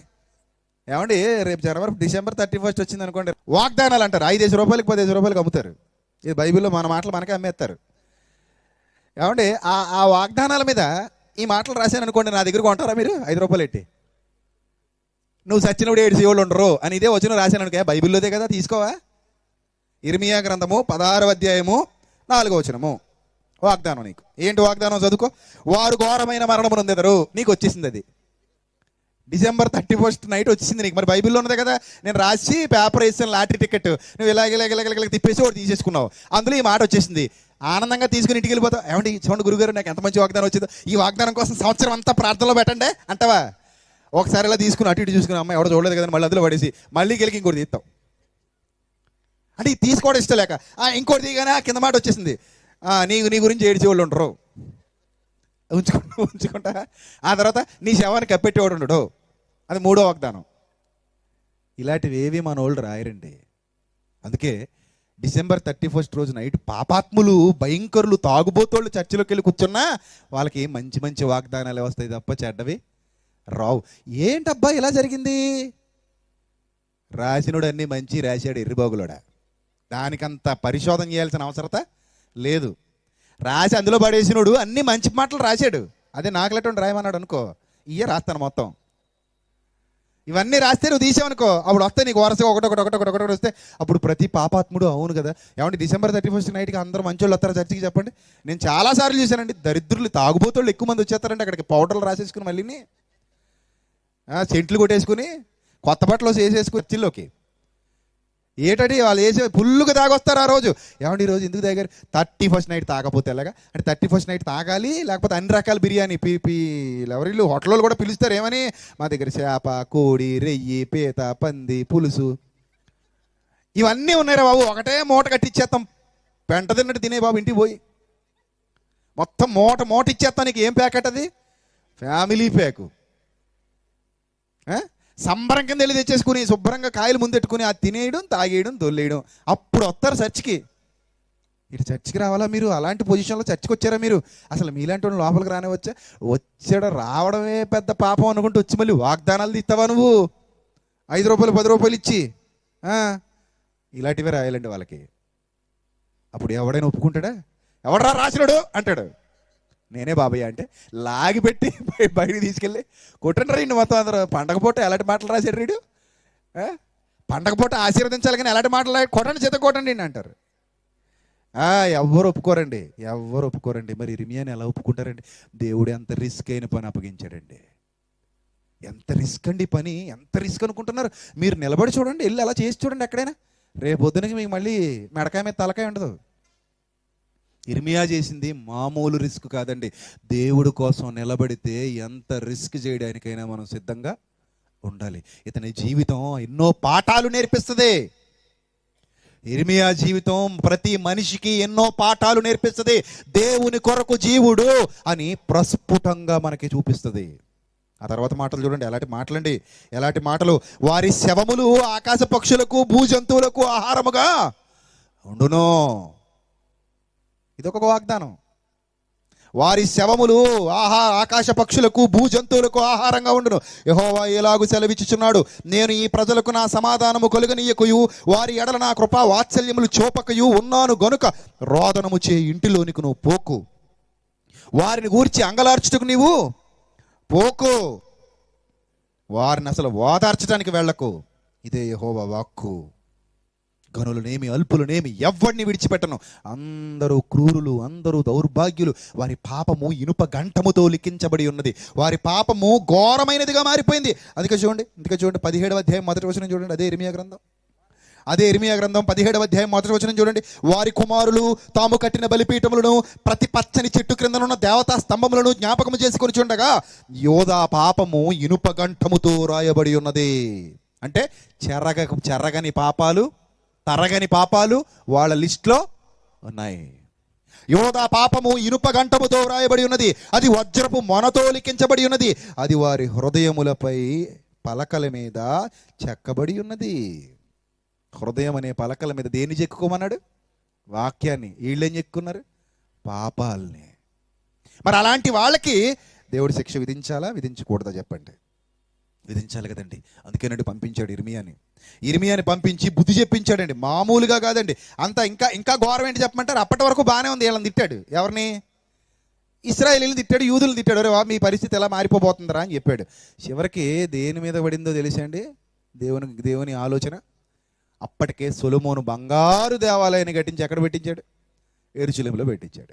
వీళ్ళందరూ దాన్ని బట్టి మురిసిపోతూ, ఎక్కడైనా ఉందా బంగారు దేవాలయం? ఎక్కడా లేదు. మరి ఎక్కడుంది? యెరూషలేములో ఉంది. అది మా గొప్ప. ఇప్పుడు మాకు ఏది గొప్ప? బంగారు దేవాలయం గొప్ప. మా స్టేటస్ సింబల్ ఏంటది? బంగారు దేవాలయం. దీన్ని మించింది ఏ దేశంలో అయినా ఉందా? ఏ రాజు అయినా కట్టాడా? మా యూదుల గొప్పతనం ఇది అని పొగరెక్కి మాట్లాడుకుంటున్నారు. ఇప్పుడు మళ్ళీ దేవుడు వాక్కు ఇర్మియా దగ్గరికి వచ్చింది. చూడండి ఏమని చెప్తున్నాడు దేవుడు. ఏం చెప్తున్నాడు చూడండి. ఇర్మియా గ్రంథం 26వ అధ్యాయము మొదటి వచనం. ఇర్మియా గ్రంథం 26వ అధ్యాయము మొదటి వచనం చూడండి ఏమని చెప్తున్నాడు. యోషియా కుమారుడును యోధారాజునకు యెహోయాకీము ఏలుబడి ఆరంభములో యెహోవా యొద్ద నుండి వాక్కు ప్రత్యక్షమై ఏలాగు సెలవిచ్చెను. యెహోవా ఆజ్ఞ ఇచ్చినదేమనగా, ఇర్మియా నువ్వు లేచి వెళ్ళి ఆ బంగారపు దేవాలయంలో నిలబడు.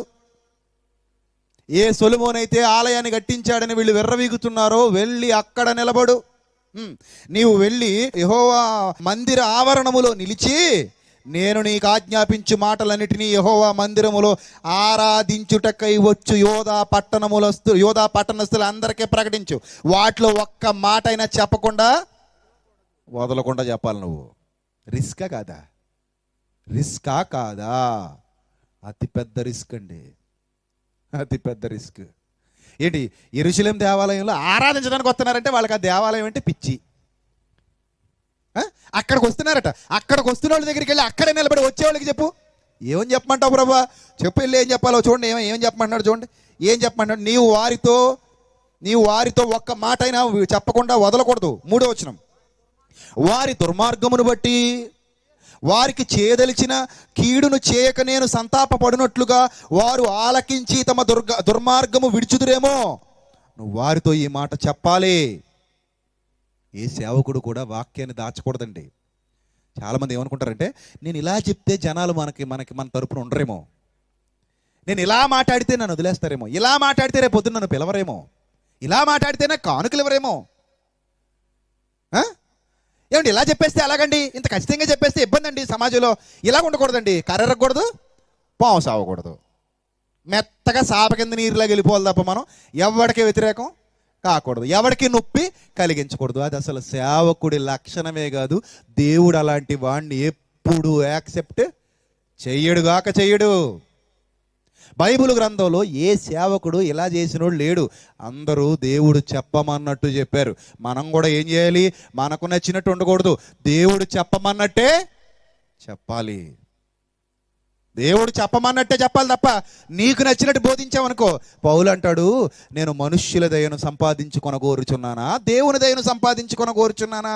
నేను మనుష్యుల దయను సంపాదించుకొనగోరువాడినైతే నేను ఎప్పటికీ క్రీస్తు దాసుడను కాకయే పోదును.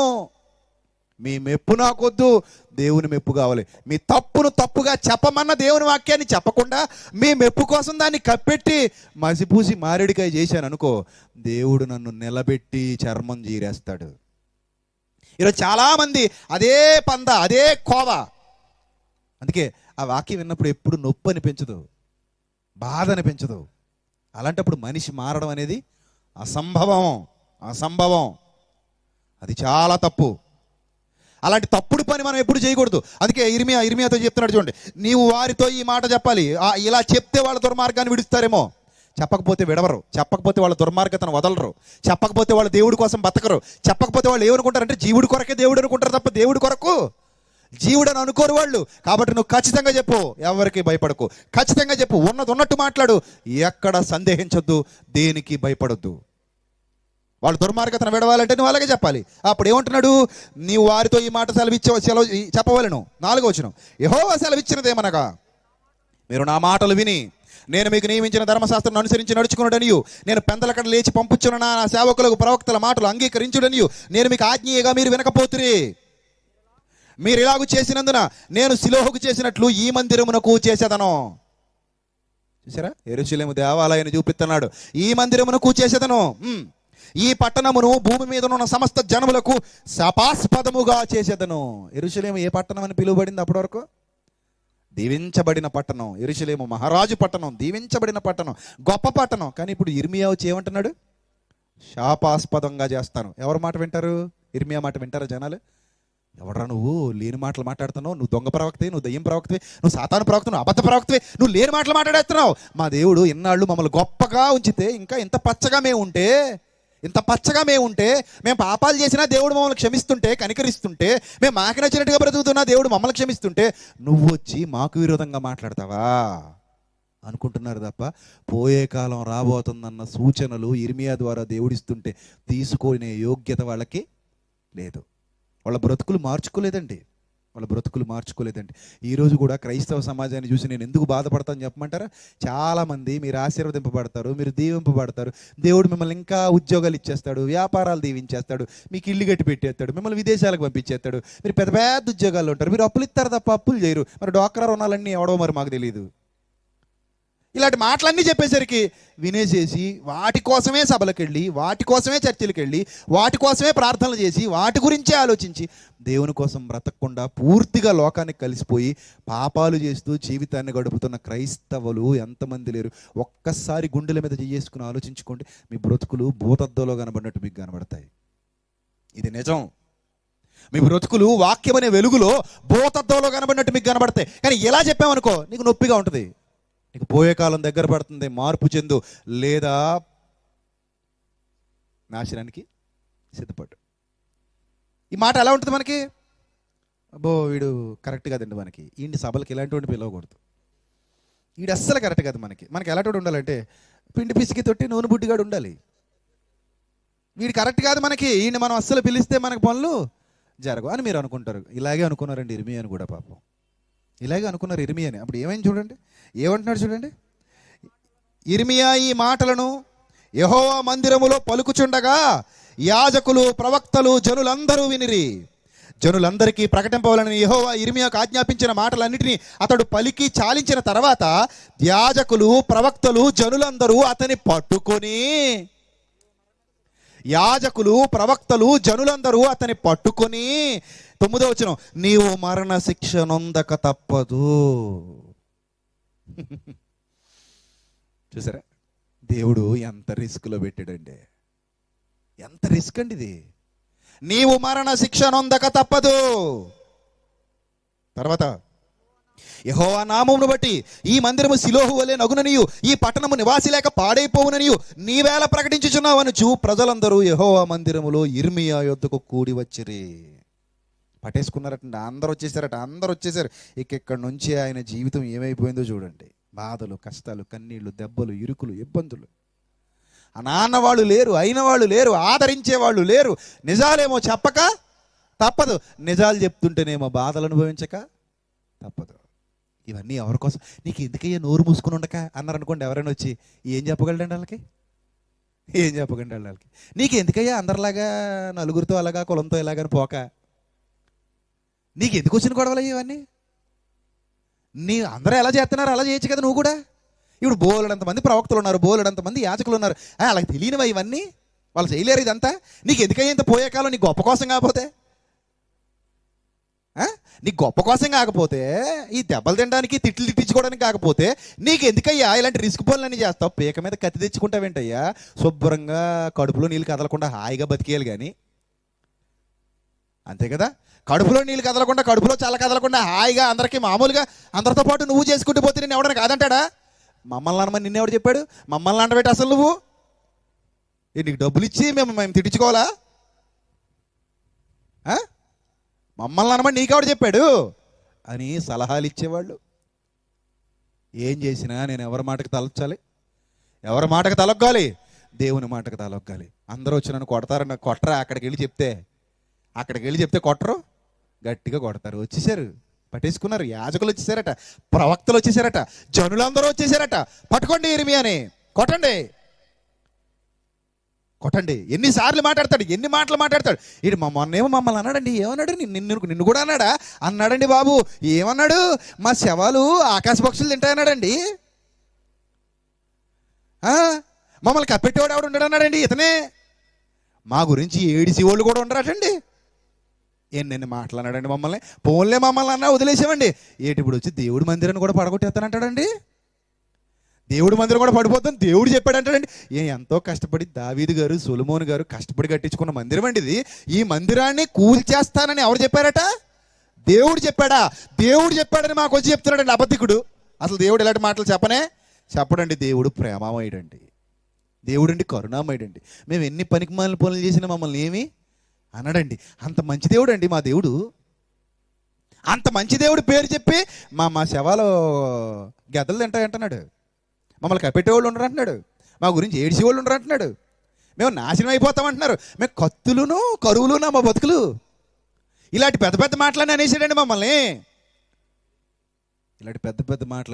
మమ్మల్ని. కాబట్టి ఏం చేద్దాం? కొడదాం, తిడదాం, చంపేద్దాం, పొడి చేద్దాం. తర్వాత మళ్ళీ ఏమంటాడు చూడండి. అదే ఇర్మియా గ్రంథం 27, అదే ఇర్మియా గ్రంథం 27 నుంచి చూద్దామండి. 8 నుంచి చూద్దాం.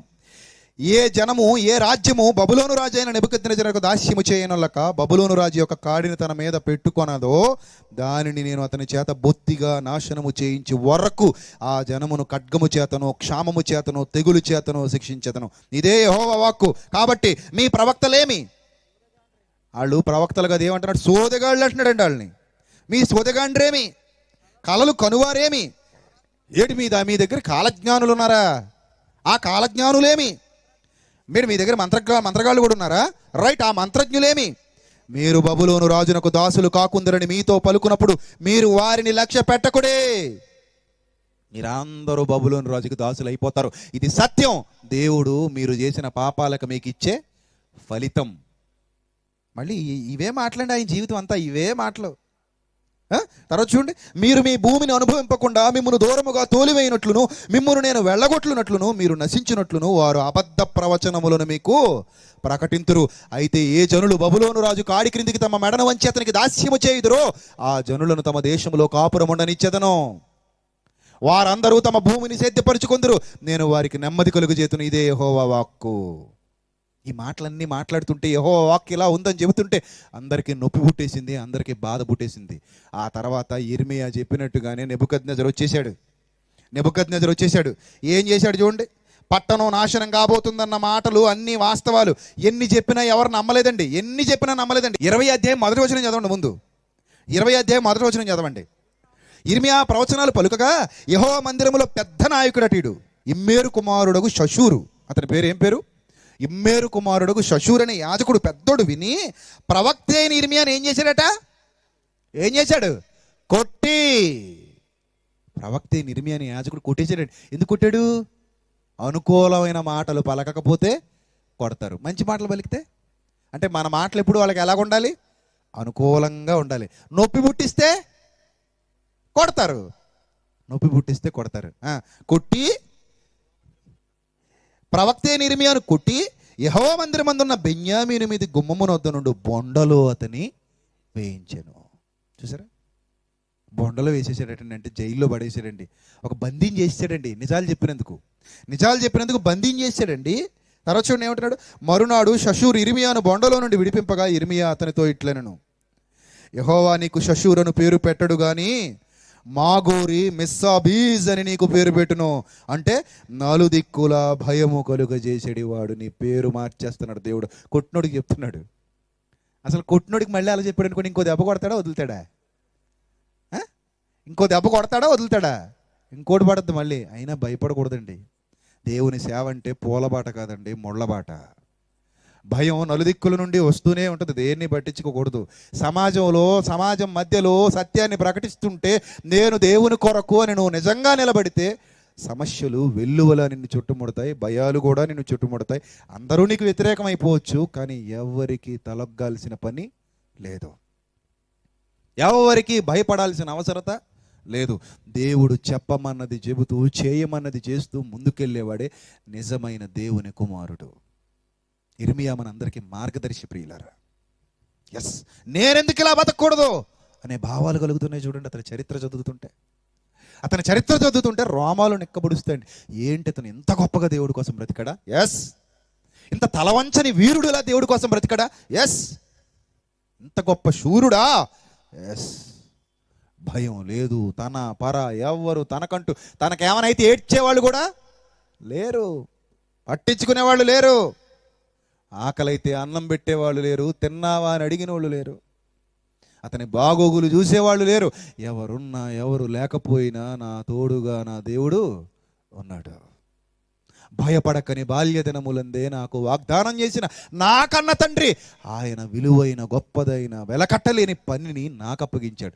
ఆ పని కొరకు తల్లి గర్భంలో నేను రూపింపక మునుపే నన్ను ప్రతిష్ఠ చేసుకున్నాడు. ఇలాంటి దేవుని కోసం కాకపోతే నేను ఎవరి కోసం బతకాలి?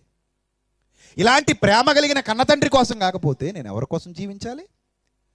ఇలాంటి వాని కోసం కాకపోతే నేను ఎవరి కోసం ముందడుగేయాలి అని అనుకున్నాడండి ఇర్మియా. అందుకే అతడు చెప్తున్నాడు, షషూర్ అనే వాడితో చెప్తున్నాడు, ఏమన్నా తెలుసా? యెహోవా నీకు షషూర్ అని పేరు పెట్టడు కానీ మాగోరి మిస్సాబీజన్ నీకు పేరు పెడతాడు. యెహోవా ఈ మాట సెలవిచ్చున్నాడు, నీకును నీ స్నేహితులందరికీ నీవే భయకారణంగా ఉండినట్లు చేయుచున్నాను. నీవు చూచుండగా వారు తమ శత్రువుల ఖడ్గము చేత కూల్తారు. మరియు యోధా వారందరినీ బబులోను రాజు చేతికి అప్పగింతును. అతడు వారిని చెరపట్టి బబులోనుకు తీసుకుని పోతాడు. ఖడ్గముతో వాళ్ళని చంపేస్తాడు. ఇలా చెబుతున్నందుకు ఇర్మియా జీవితం ఏమైపోయిందో తెలుసా?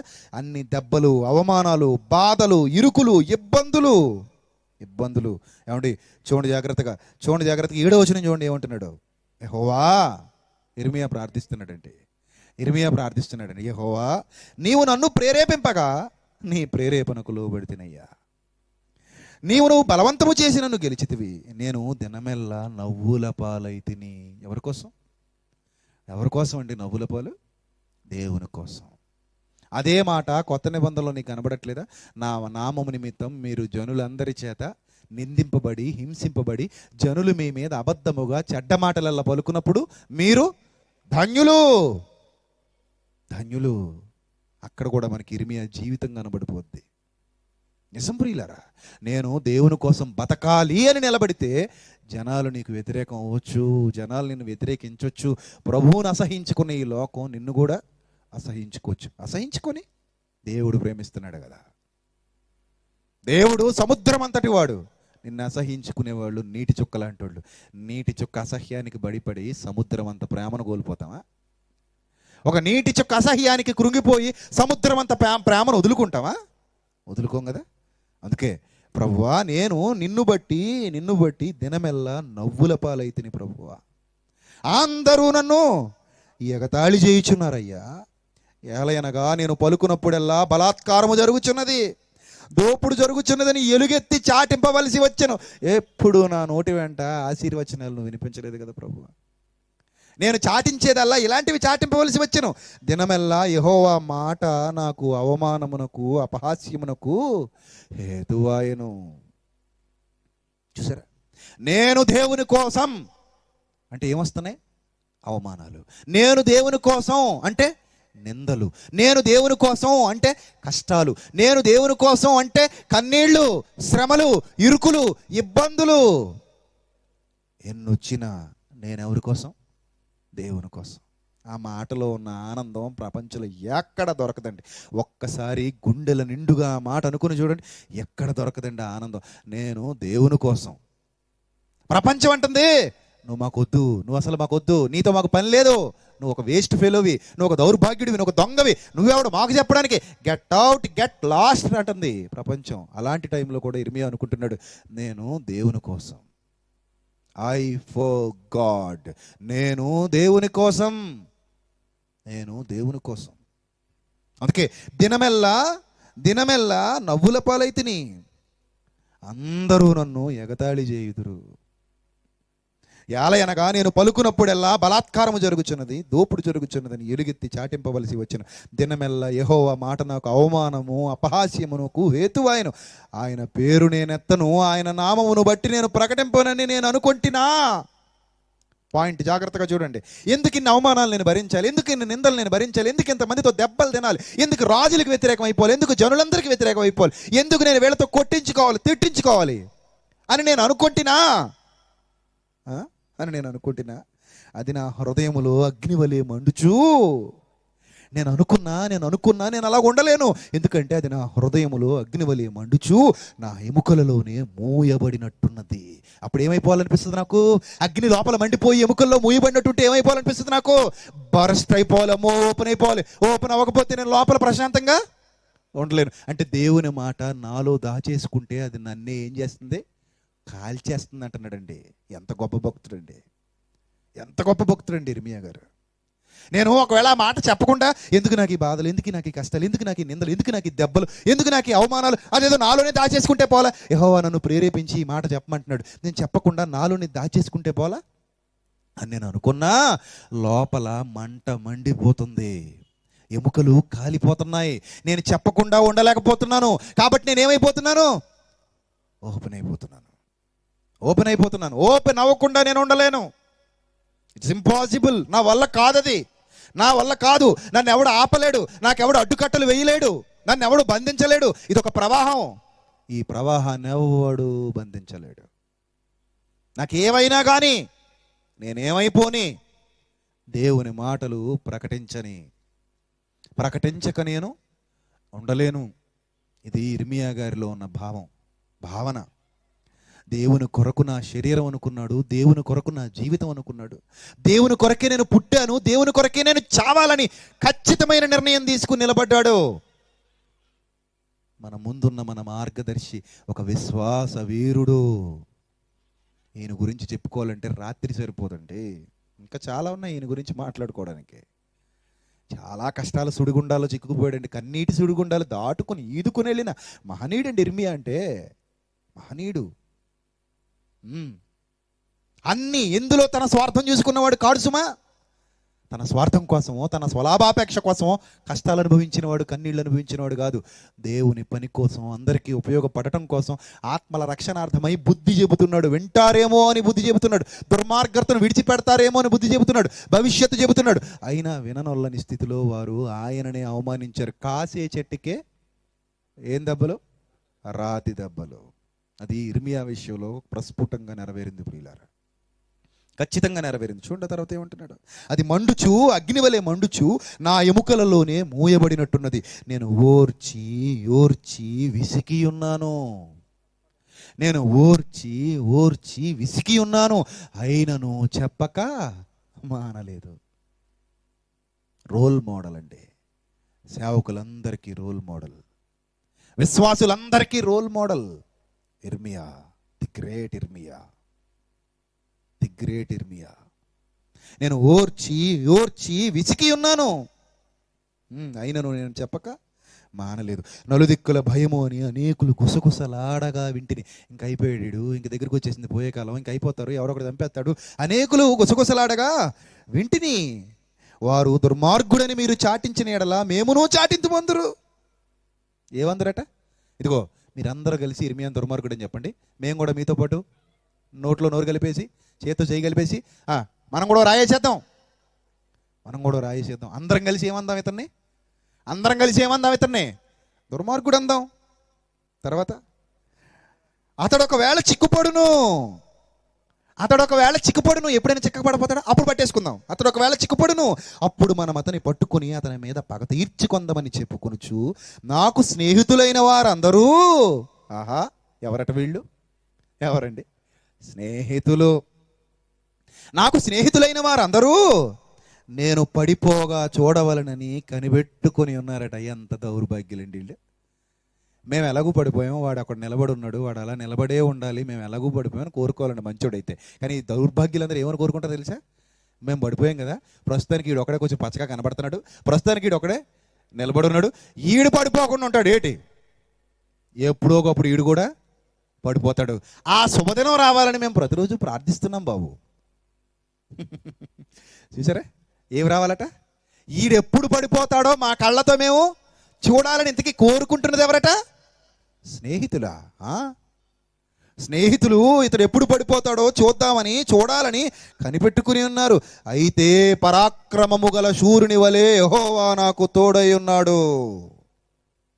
పరాక్రమము గల శూరుని వలె యెహోవా నాకు తోడై ఉన్నాడు. నన్ను హింసించి వారు నన్ను గెలవక తొట్టిల్లుదురు, వారు యుక్తిగా జరుపుకొనరు గనుక బహుగా సిగ్గుపడుదురు, వారెన్నడూ మరోబడిని నిత్యావమానము పొందుదురు. ఎన్ని బాధలు అనుభవించినా, ఎన్ని కష్టాలు అనుభవించినా, ఎన్ని కన్నీళ్లు అనుభవించినా, నేను దేవుని కోసం అని నిలబడిన ఒక మహనీయుడి చరిత్ర ఇప్పుడు మనం చదువుకుంటున్నాం ప్రియులారా. ఒక మహనీయుడి చరిత్ర, ఒక మహనీయుడి ఆవేదన, ఒక మహనీయుడి బాధ. ఇది నీకు నాకు మార్గదర్శకం కావాలి. ఇది నీ జీవితానికి నా జీవితానికి పాఠం కావాలి, గుణపాఠం కావాలి. బ్రతికితే ఇర్మియా అలా బ్రతకాలనిపించాలంటే, బ్రతికితే ఇర్మియా అలా బ్రతకాలి. ఎందుకంటే ఈ భూమి మీద మామూలు బ్రతుకు, మనం అలాగే పుట్టాం, అతను అలాగే పుట్టాడు. కానీ చిన్న చిన్న విషయాలకే దేవుణ్ణి వదిలేసే దౌర్భాగ్యపు సమాజం అండి ఇది. క్రైస్తవులే చిన్న కష్టం వచ్చిందనుకోండి ఎవరిని నిందిస్తారండి? దేవుణ్ణి. ఎందుకయ్యా దేవా, ఎందుకయ్యా ప్రభువా ఎలా చేశావు నువ్వు? నీకు దశంభాగాలు ఇవ్వలేదా? నీకు కృతజ్ఞత కానుకలు ఇవ్వలేదా? నీకు మొన్న ఏదో చింతపండు బియ్యం ఇవ్వలేదా? నా దగ్గర తీసేసుకుని, నా దగ్గర అన్ని దోచేసుకుని నాకు ఇన్ని కష్టాలు ఇచ్చేస్తావా నువ్వు? నిన్ను నమ్ముకున్నందుకు నాకు ఏ కష్టాలు రాకూడదు కదయ్యా. నిన్ను నమ్ముకున్నందుకు నేను సుఖంగా ఉండాలి కదయ్యా. నిన్ను నమ్ముకుని నేను ఎలాగైపోవడం ఏంటయ్యా? అందుకని నువ్వు నాకు వద్దయ్యా. నీ మీద ఎందుకో విశ్వాసం ఏమైంది? ఇదివరకు అట్లాగా నేను ప్రేమించలేకపోతున్నానమ్మా. నీ మీద ప్రేమ ఏమైపోయింది? తగ్గిపోయిందమ్మా. వీళ్ళు ఈరోజు చాలామంది ఉన్నారండి, చాలామంది ఉన్నారండి క్రైస్తవ్యులు. ఎలాంటి వాళ్ళు? వాళ్ళకి భక్తుల జీవితాలు కనబడట్లేదు ప్రియులారా. వాళ్ళకి భక్తుల జీవితాలలో వాళ్ళు ఎదుర్కొన్న శోధనలు కనబడట్లేదు ప్రియులారా. నేను దేవుని కోసం అని నిలబడిన ఒక మహనీయుడు, ఇలాంటి మహనీయులు బైబిల్ గ్రంథంలో ఎందరున్నారు తెలుసా మీకు? సరిగ్గా మనోనేత్రాలు వెలిగించుకుని బైబిల్ చదవడం ప్రారంభించండి. మనోనేత్రాలు వెలిగించుకుని బైబిల్ ఆలోచించడం ప్రారంభించండి. ఎందరో మహనీయులు మీ కళ్ళ ముందు మేఘం వలె మీకు గొప్ప సాక్షి సమూహం కనబడుతుంది. ఎంత గొప్ప సాక్షి సమూహము మేఘము వలె మమ్మల్ని ఆవరించి ఉండగా సులువుగా చిక్కులు పెట్టే పాపంలో నేనెందుకు పడిపోవాలి దేవుని కోసం బ్రతకకుండా? తుచ్చమైన ఈ లోకం వెంట నేనెందుకు పరుగులు తీయాలి దేవుని కోసం బ్రతకకుండా?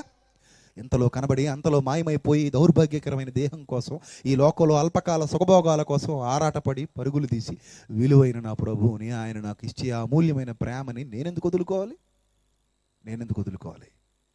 ఇలాంటి ఆలోచనలు మీకు రాకపోతే నన్ను అడగండి. బైబిల్ లోతుల్లోనికి వెళ్ళండి. బైబిల్ లోతుల్లోనికి వెళితే ఇలాంటి ఆలోచనలేనండి మన చుట్టూ ఉంటాయి, మన చుట్టూ ఉంటాయి.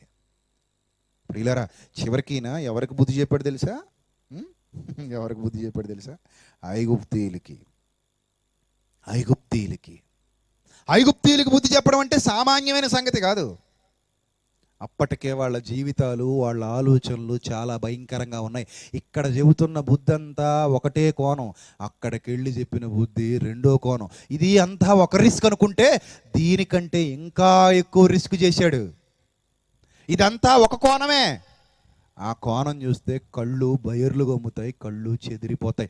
ఇర్మియా ఎన్ని కష్టాలు అనుభవించాడా? ఇర్మియా ఎంత రిస్క్ చేశాడా? అంటే దేవుని కోసం నేను అని నిలబడితే ఇంత కష్టం అనుభవించాలా?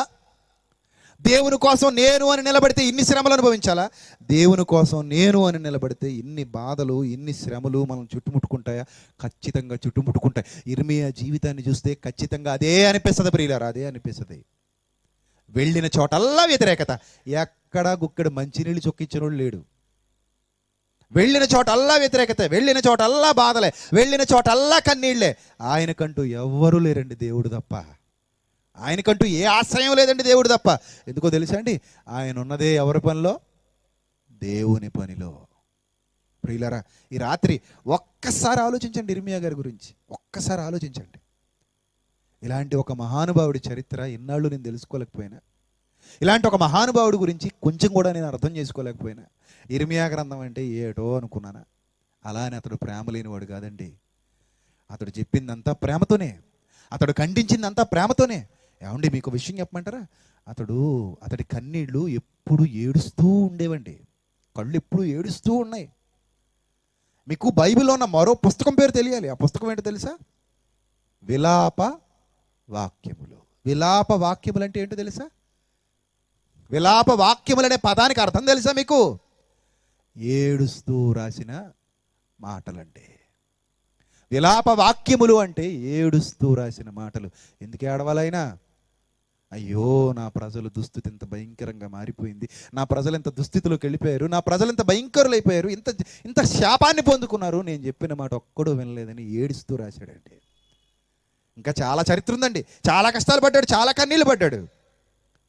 అవన్నీ రుజువులతో, ఆధారాలతో రేపటి దినాన్ని మేము ముందుకు తీసుకొస్తాను. మరిన్ని మహాజ్ఞాన సంగతులు నేర్చుకుందాం. రేపు చివరి దినం మీ వాళ్ళందరినీ వెంట పెట్టుకుని రండి. అనేకమైన సత్యాలు నేర్చుకోవడానికి సిద్ధపడరండి. దేవుడటి ధన్యత, అటి భాగ్యము మీకు, నాకు, మనందరికీ దయచేయును గాక.